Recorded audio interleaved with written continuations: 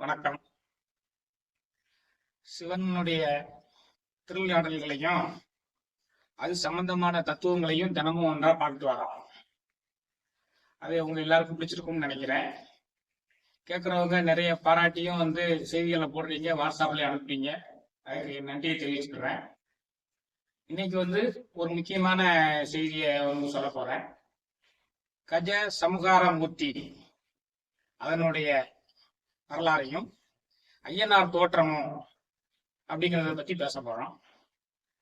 இதுக்கு திருமந்திரத்தில் ஆதாரமாக உள்ள பாடல், முத்தி கொழுவி முழந்து ஏறி வேள்வியுள் அத்தியுரி அரணாவது அரிகளார் சக்தி கருதி தாம்பல தேவரும் அத்தீயனில் விழுந்து அன்று கொலையே. முத்தி கொழுவி முழங்கெறி வேள்வியுள், அதாவது தார்காவனத்தில் உள்ள முனிவர்கள் மிக பிரம்மாண்டமா ஒரு வேள்வி செஞ்சாங்க. அதுல வேள்விக்கே உரிய 3 விதமான அக்னியை கொண்டு செஞ்சாங்க.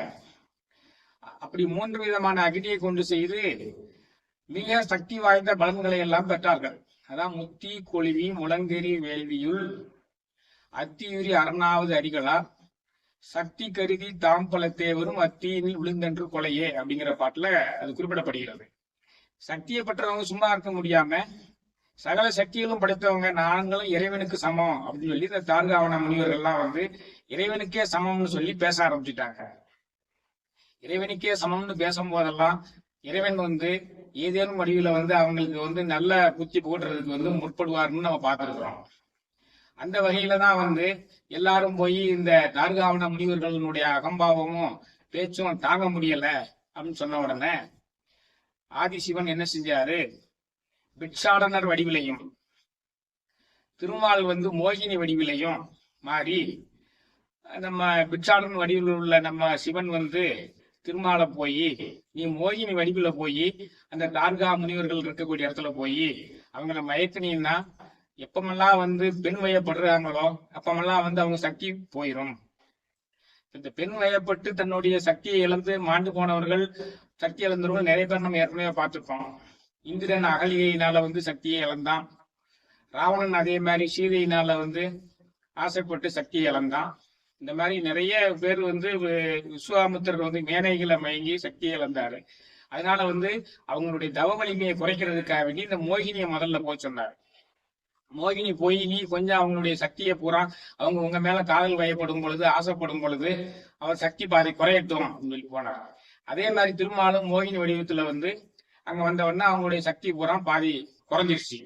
அதுக்கு பிறகு இந்த பிட்சாடன் வடிவுல வந்த சிவன் அந்த தார்காவன முனிவர்களை கூப்பிட்டு, இந்த மாதிரி நீங்க உங்களுடைய பேச்ச குறைங்க, எல்லாமே ஏக இறைவன்கிறத உணர்ந்து வாழுங்க அப்படின்னு சொல்லி நல்ல புத்தி போட்ட ஆரம்பிச்சாரு. ஆனா வந்திருக்கவங்க இது சிவன் தெரியாம என்ன செஞ்சாங்க, எங்களுக்கே அறிவுரை சொல்றான்னு சொல்லி உன்னை அழிச்சே தீர்வேன் அப்படின்னு சொல்லி அந்த வேள்வியிலிருந்து ஒன்னொன்னா அவங்களை உற்பத்தி செய்து அவரை அழிக்கிறதுக்கு முற்பட்டாங்க. முதல்ல ஒரு நெருப்பை உண்டாக்குனாங்க. வேள்வியிலிருந்து இறைவன்கிட்ட அந்த நெருப்பை அனுப்புனாங்க. இறைவனே நெருப்பு வடிவானவர். திருவண்ணாமலையில ஜோதி வடிவா தேர்ந்தாரு. இந்த பிரம்மனுக்கும் விஷ்ணுக்குமே நெருப்பு அவர் என்ன செய்யும், அதை அவர் தாங்கி கையில பிடிச்சுக்கிட்டாரு. அதுக்கு பிறகு ஒரு பாம்பு அனுப்புனாங்க. அவரே ஆழகால விஷத்தையே கண்டத்துல தாங்கி நீலகண்டன் பேர் வாங்கினவரு. இந்த பாம்பு என்ன செய்ய முடியும், பாம்பையும் கையில வச்சுக்கிட்டாரு, தலையில வச்சுக்கிட்டாரு, தோல்ல வச்சுக்கிட்டாரு, மேலப்புறம் ஊர்வனை வச்சுக்கிட்டாரு. அதை எதுவுமே யாருமே ஒண்ணும் செய்ய முடியல. அடுத்து ஒரு புலியை அனுப்புனாங்க. அந்த புலிய பொண்ணு அந்த தோலை இடுப்புல கட்டிக்கிட்டாரு. அதான் பொன்னார் மேனியனே புலி தோலை அரைக்க செய்து மின்னார் செஞ்சடையிலே மீள் கொன்றை அணிந்தவனேன்னு சொல்லி பாடப்பட்டவர். இப்படி கடைசியில ஒன்னொன்னா அனுப்பிட்டாங்க. பிறகு மான் ஒண்ணு அனுப்புனார். மானையும் பிடிச்சி அடக்கி கையில வச்சுக்கிட்டாரு. பிறகு ஒரு மழு என்ற ஆயுதத்தை அனுப்புனாங்க. அதையும் ஆயுதமா கையில வச்சுக்கிட்டாரு. பிறகு முயலகன் அப்படிங்கிற ஒரு அரக்கனை அனுப்புனாங்க. அந்த அரக்கனையும் அடக்கி கால் கட்டில போட்டு மீச்சுக்கிட்டாரு. இப்படி அவங்க சக்திகள் பூரா இதுலயே விரயமாகிட்டே வந்தது. கடைசியில என்ன செஞ்சாங்க, எப்படியும் இவரை இந்த பிட்சாடனை அழிச்சே தீரணும்னு சொல்லி ஒரு மத யானையை ஏவுனாங்க. இவர் என்ன செஞ்சாரு, இந்த பிட்சாடன் வடிவத்தில் இருந்த சிவன் மத யானையினுடைய வயிற்றுக்குள்ள போய் தாண்டவம் ஆட ஆரம்பிச்சுட்டாரு. அந்த யானைக்கு வந்து வலி தாங்க முடியல. ஆதி சிவனே உள்ள போய் நடனம் ஆடுனா அந்த யானையால தாங்க முடியுமா? தாங்க முடியாது. அது என்ன செஞ்சது? உடனே வலி தாங்க முடியாம இந்த சம்பவம் நடைபெற்ற இடம் வந்து திருவழுவூர் என்று சொல்லப்படக்கூடிய இடம். இந்த திருவழுவூர் வந்து இப்ப மயிலாடுதுறை மயிலாடுதுறை மாவட்டத்துல குத்தாலம் வட்டத்துல இருக்குது. மயிலாடுதுறையிலிருந்து திருவாரூர் போகக்கூடிய இடத்துல 8 கிலோமீட்டர்ல இருக்குது. இப்படி வந்து இந்த சிவனுடைய தாண்டவத்தினால வந்து அது வழி தாங்க முடியாம கொண்டு போய் அந்த திருவள்ளுவர் குளத்துல வந்து வடமேற்கு மூலையில போய் முங்கிருச்சு. சிவன் வயிற்றுக்குள்ள தாண்ட ஆடிக்கிட்டே இருக்கிறாரு. சிவன் வந்து வயிற்றுக்குள்ள போனதுனால உலகம் இருந்துருச்சு. பார்வதி அம்மா வந்து பயந்துட்டா, என்ன உலகமே இருட்டா இருக்கே அப்படின்னு. பக்கத்துல ஞான கடவுளான முருகன் இருந்தாரு. பயப்படாதம்மா, இது வந்து அப்பாயினுடைய திருவிழாடல்ல ஒண்ணு, நம்மளும் அங்க போய் பார்ப்போம் வா அப்படின்னு சொல்லி அம்மாவையும் கூட்டிட்டு வர்றாரு. எல்லாருமே திருவள்ளூர்ல வந்துடுறாங்க. இவர் என்ன செஞ்சிடறாரு? ஊர் தாண்டவம், அந்த தாண்டவம் ஆடினவரு அந்த யானையோட வயிற்றை கிழித்து அந்த யானையோட தோலை போர்த்தி கொண்டு தென்மேற்கு மூலையில அந்த குளத்துல வந்து வெளியே வந்துட்டார். முருகர் வந்து பார்வதிட்டு அப்பா வந்துட்டார் சொல்லி காமிக்கிறார். இந்த சம்பவம் நடந்த இடம் தான் திருவழுவூர். இப்ப வந்து இந்த தார்காமட முனிவர்கள் பூரா தங்கள் சக்தியை பூரா இழந்ததுனால அவங்களும் வந்து இந்த வேள்வி தீயிலேயே விழுந்து இறந்துடுறாங்க. இதான் இந்த சம்பவத்துக்கு ஆதாரமாக உள்ள பாடல். முத்தி கொழுவி முழங்கெரி வேள்வியுள் அத்தியுரி அரணாவது அறிகளார் சக்தி கருதி தாம்பல தேவரும் அத்தீயினில் விழுந்தென்று கொலையே. இதான் வந்து நம்ம திருமந்திரத்துல இந்த வரலாறு காணப்படுகிறது. சரி, இப்ப இந்த தார்காமத்து முனிவர்களுடைய பிரச்சனை முடிஞ்சு போச்சு. அதுக்கு பிறகு பிட்சாடனர் வடிவில வந்து சிவன் இருக்கிறாரு. மோகினி வடிவில வந்து நம்ம விஷ்ணு இருக்கிறார்.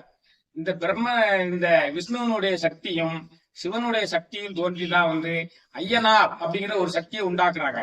இந்த ஐயனார் தான் வந்து ஒவ்வொரு ஊர்லயுமே வந்து குளத்தங்கரையிலையும் ஆத்தங்கரையிலையும் இருக்கும். அந்த ஊருக்குரிய காவல் தெய்வமாக விளங்கும். இந்த ஐயனார் என்பவர் வந்து இடது காலை மடித்து வைத்துக் கொண்டும் வலது காலை நீட்டி வைத்துக் கொண்டும் தொங்க போட்டு கொண்டும் இருப்பார். அதுக்கு பூரணை புஷ்கலைன்னு 2 இச்சாசக்தி கிரியாசக்தி சமேதராக எழுந்தள்ளி இருப்பார். இதான் வந்து ஊருக்கு காவல் தெய்வமாக உள்ள ஐயனார் வந்து எப்படி தோன்றியதும் அந்த கஜசம்கார மூர்த்தி வரலாறும். இப்ப வந்து ஐயனாரை வழிபடக்கூடியவங்க அவங்களுடைய குடும்பத்துக்கே அவர் பாதுகாப்பாக விளங்குவாரு. அந்த ஐயனாருக்குரிய மூல மந்திரம் ஓம் ஸ்ரீ ஹரிகர புத்திராய புத்திர லாபாய சத்துரு நாசாய மதகஜ வாகனாய ஓம் ஸ்ரீ ஸ்ரீ மக நமகா. இதான் வந்து அந்த ஐயனாருக்குரிய மூல மந்திரம். இந்த ஐயனாருக்குரிய வாகனம் வந்து யானை. இந்த வகையில வந்து கஜசம்ஹார மூர்த்தி தோன்றுவதற்கு என்ன காரணம், இந்த ஐயனார் தோன்றுவதற்கு என்ன காரணம், எந்த சூழ்நிலையில ஏற்படுத்தப்பட்டது என்பதை உங்களுக்கு இன்னைக்கு தெரிவிக்க வாய்ப்பு கொடுத்தமைக்கு இறைவனுக்கு நன்றி சொல்லுகிறேன். இதை கேட்டு அனைவரும் பயன்பெறுவீர்கள் என்று நம்புகிறேன். கேட்கக்கூடிய அனைவருமே வந்து சேனலை சப்ஸ்கிரைப் செய்யுமாறு அன்புடன் கேட்டுக்கொள்கிறேன். நன்றி, வணக்கம்.